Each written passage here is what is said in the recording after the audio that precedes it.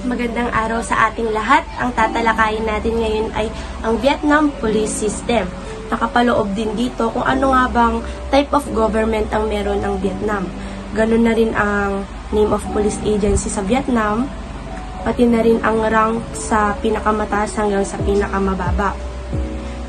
Matatalakay din natin kung ano nga bang type of law enforcement meron ang Vietnam, centralized ba or decentralized. Pati na rin ang estimated strength, short history kung paano nabuo or na-organize ang police system sa Vietnam. Organizational structure, recruitment, pati na rin ang qualifications ng mga sa pagtanggap sa mga magiging police sa Vietnam. Ganun na rin ang firearms, weapon and equipment, pati na rin ang mga police car sa Vietnam. Matatalakay din natin dito ang different types of uniform nila sa Vietnam. And pati na rin ang rank and insignia, highest rank hanggang sa lowest rank, pati na rin ang best practices. Ano nga ba ang mga best practices sa Vietnam na pwede pang i-apply sa ibang lugar or ibang bansa around the world? Pati na rin ang other details. Doon tayo magtatapos sa other details. So, ang tatalakayin po muna natin kung ano nga ba ang Vietnam at saan ito matatagpuan. Vietnam is officially the Socialist Republic of the easternmost country on the Indochina Peninsula with an estimated 94.6 million inhabitants as of 2016.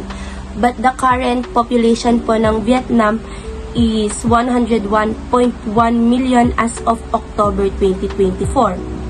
It is the 15th most populous country in the world. But as of 2024 po, ang Vietnam po is 8th most populous in Asia and rank 16 naman po in the world. And ang Vietnam shares its land borders with China to the north and Laos and Cambodia to the west. It shares its maritime borders to Thailand through the Gulf of Thailand and the Philippines, Indonesia, and Malaysia through the South China Sea. So, ang Vietnam po is matatagpuan po sa Timog Silangang Asya, pinagigitnaan ng mga bansang China at Laos. At sa timog bahagi naman po nito ay naroon po ang Thailand at Cambodia. So, ano nga ba ang government ng Thailand? Ang government po ng Thailand is a unitary Marxist-Leninist one-party socialist republic. Ano ang ibig sabihin ng Marxist-Leninist?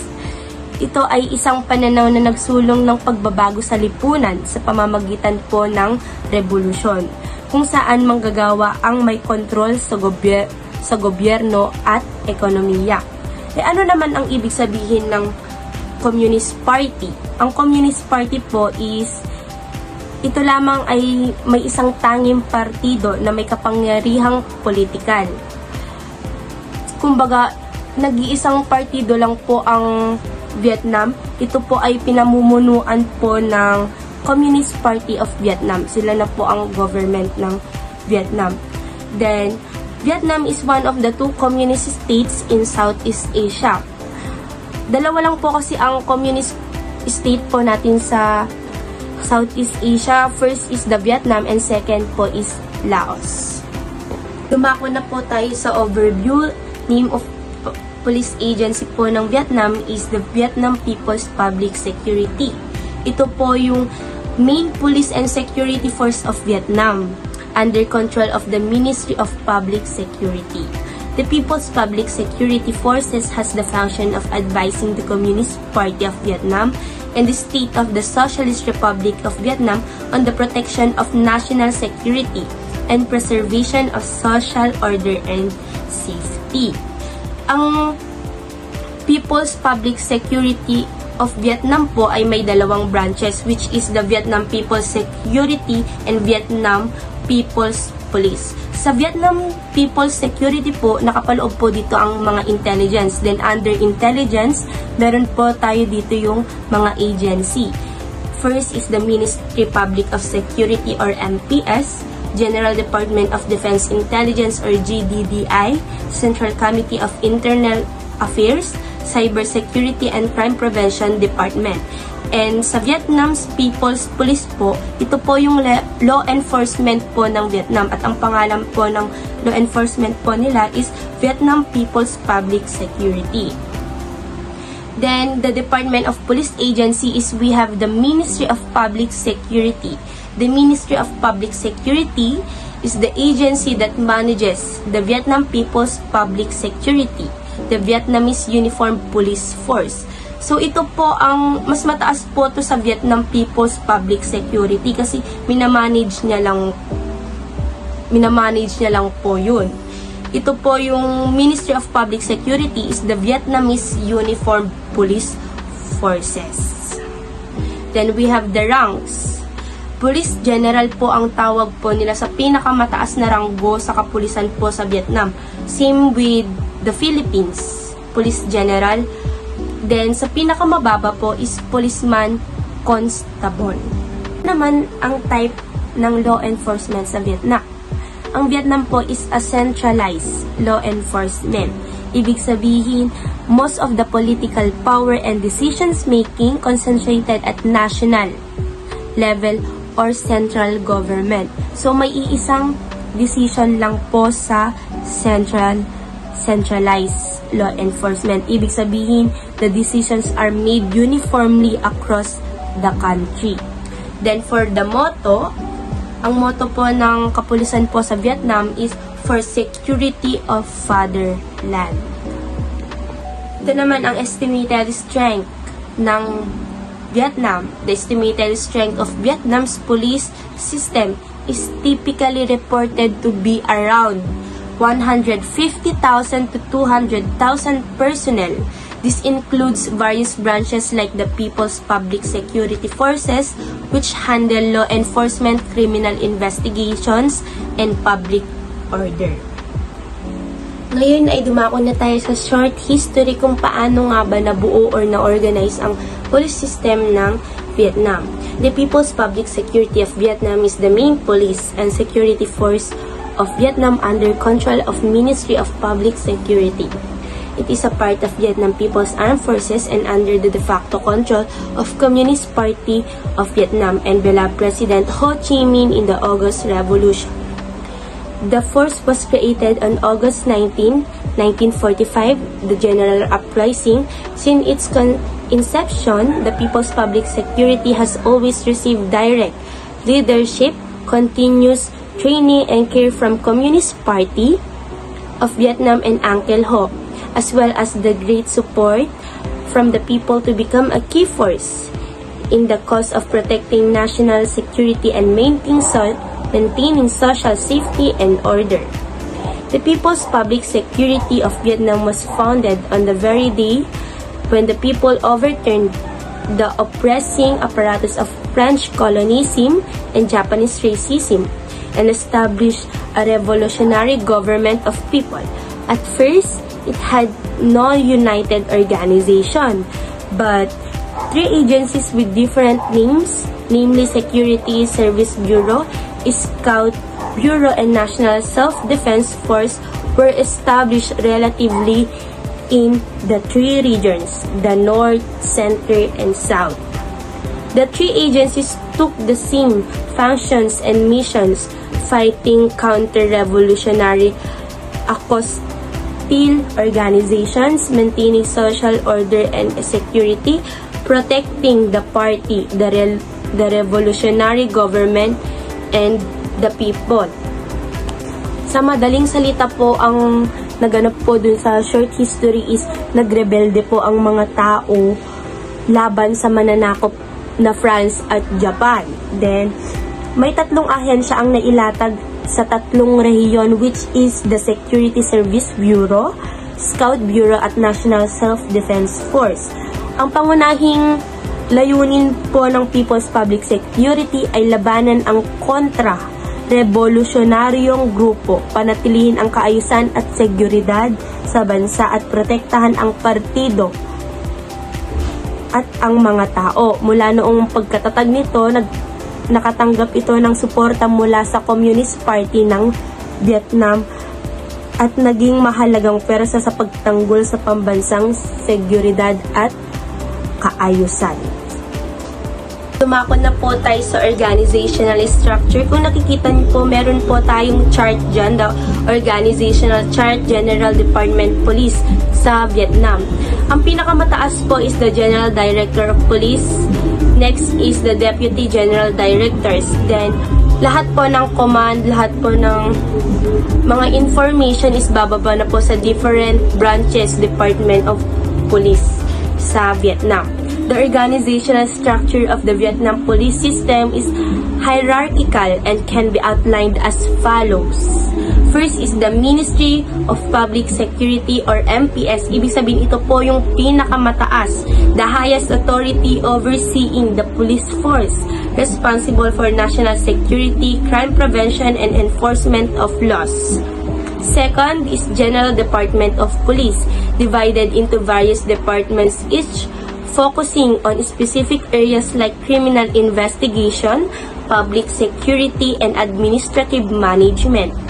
Third, we have the provincial and municipal police. Each province and major city has its own police department, responsible for maintaining local order, crime prevention, and community policing.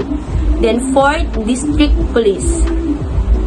Below the provincial level, district police forces are responsible for policing in specific areas, ensuring community safety and handling local crime. Then 5, the community police. In some areas, community policing units work closely with residents to address local issues, focusing on crime prevention and community relations.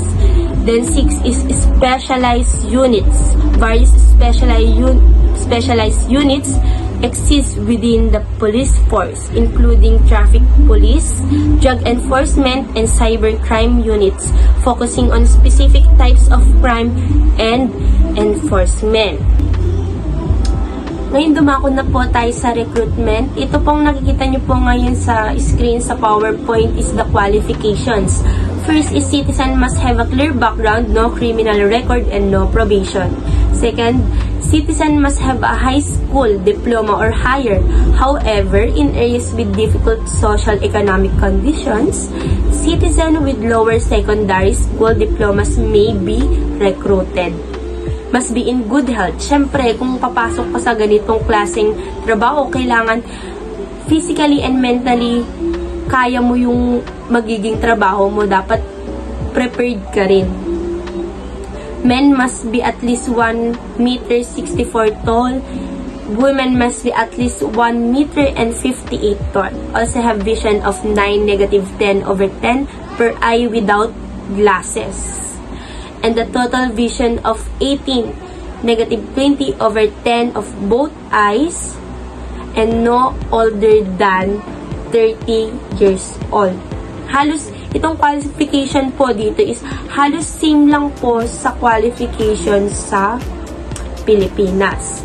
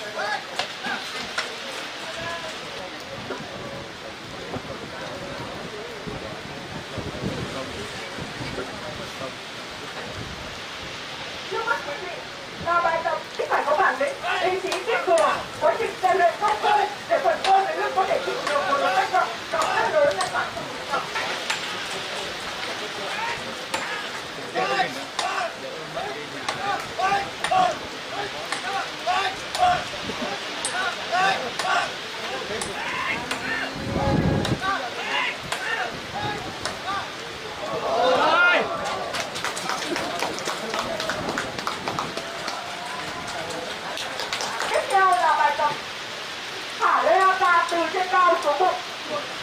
Đây là bài tập đòi hỏi người chiến sĩ phải có bản lĩnh, ý chí kiên cường, quá trình rèn luyện công phu để quần các vùng trở nên dẻo dai, săn chắc, có thể chịu đựng được những mũi tên sắc nhọn thả từ trên cao xuống.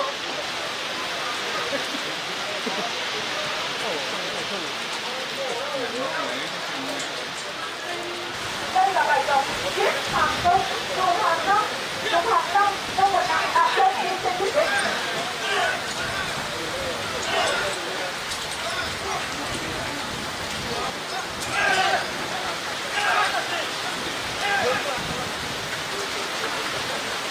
Công phá của đá đã thay đổi. Bài tập này đòi hỏi người chiến sĩ phải trải qua quá trình luyện tập bền bỉ, kiên trì, sức chịu đựng dẻo dai.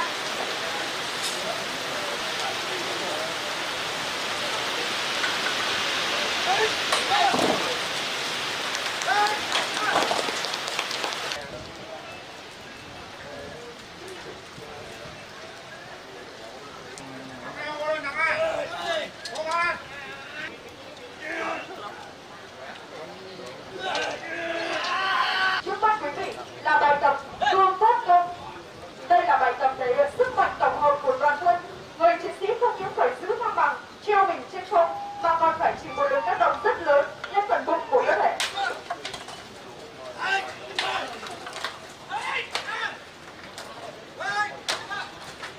Chịu được một lượng tác động lớn vào cơ thể.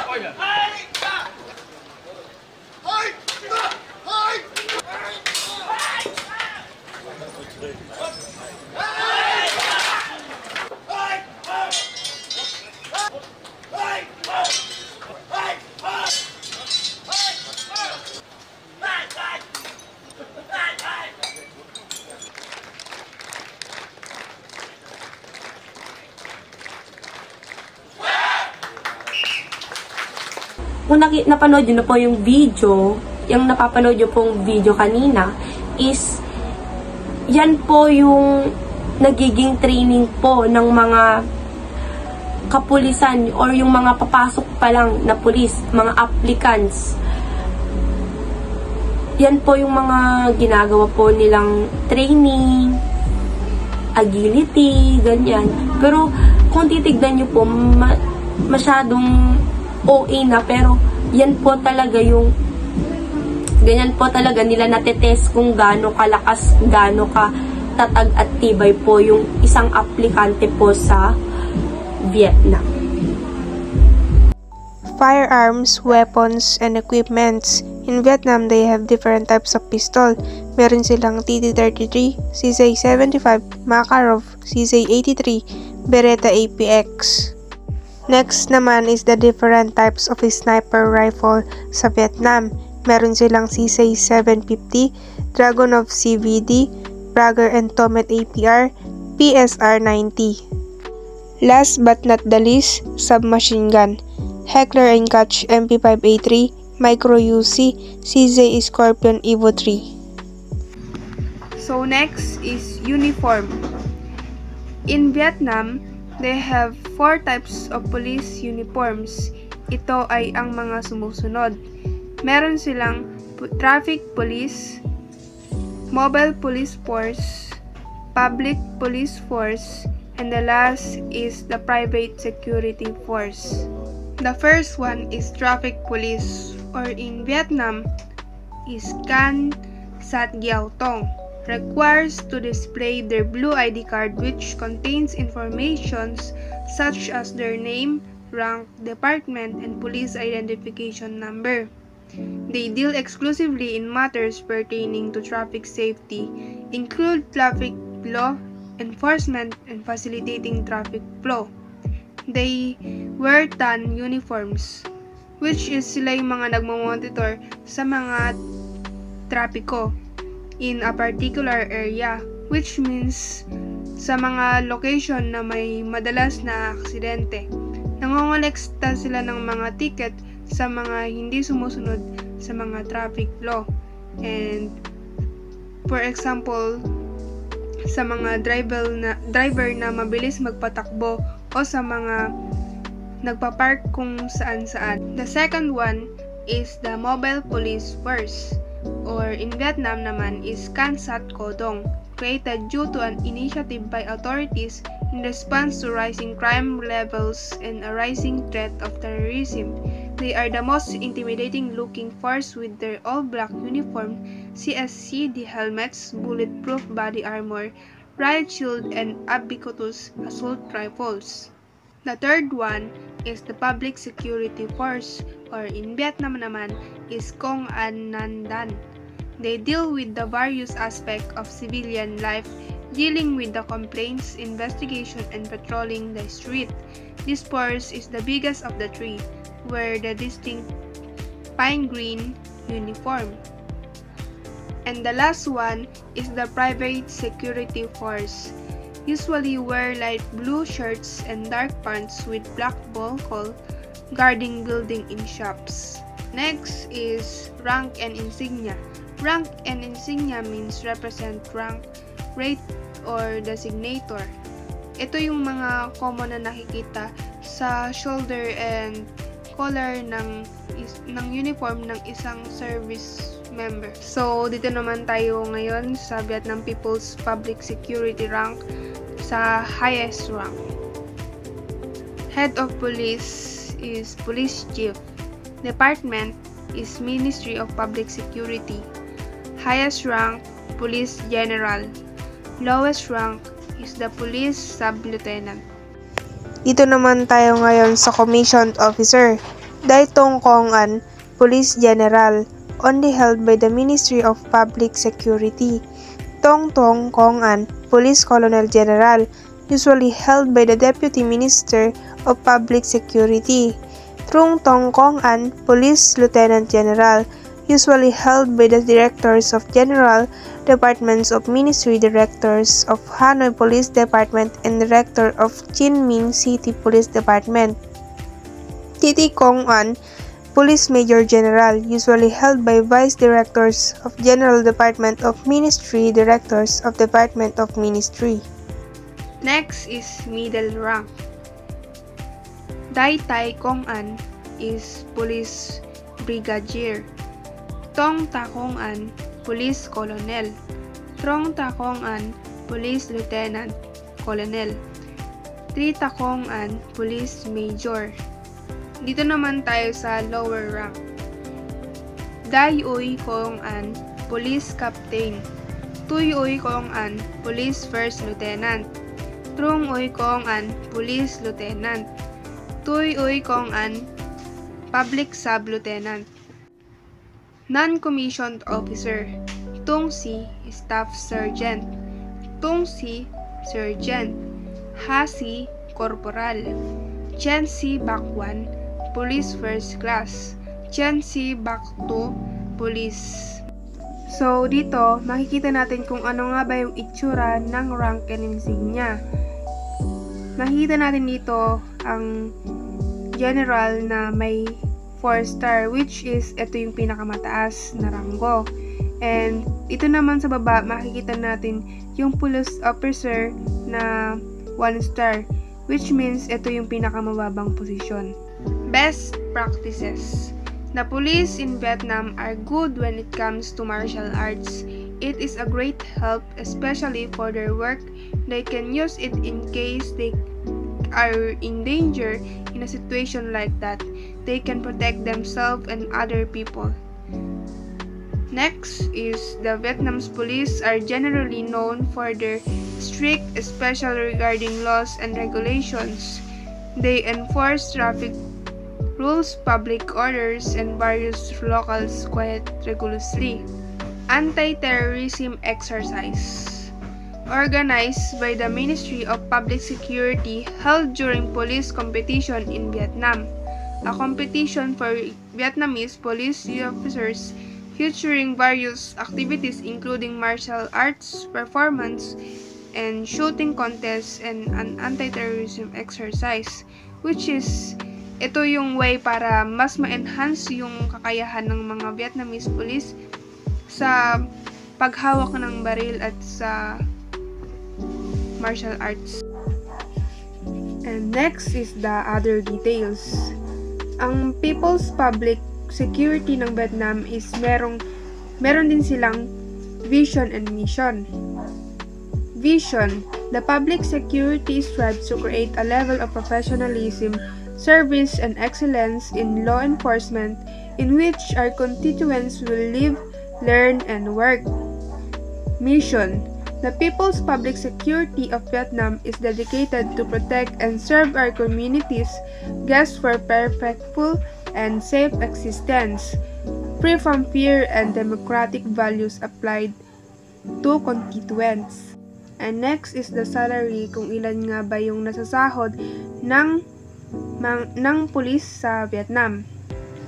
A person working as a police officer in Vietnam typically earns around 13,561,150 USD per. Diba? Ang laki. And ano nga ba yung benefits na natatanggap nila? Meron ditong housing and transportation benefits, uniforms and equipments, libreng uniforms at equipment na yon, medical, dental, and vision coverage, 2 to 5 weeks of paid vacation, yearly uniform allowance, paid sick leave. And last, Vietnam's rank 22 in Asia Crime Index with a 41.8 crime rate and 58.2 safety index as a mid-year of 2024. And that's all. Thank you for watching.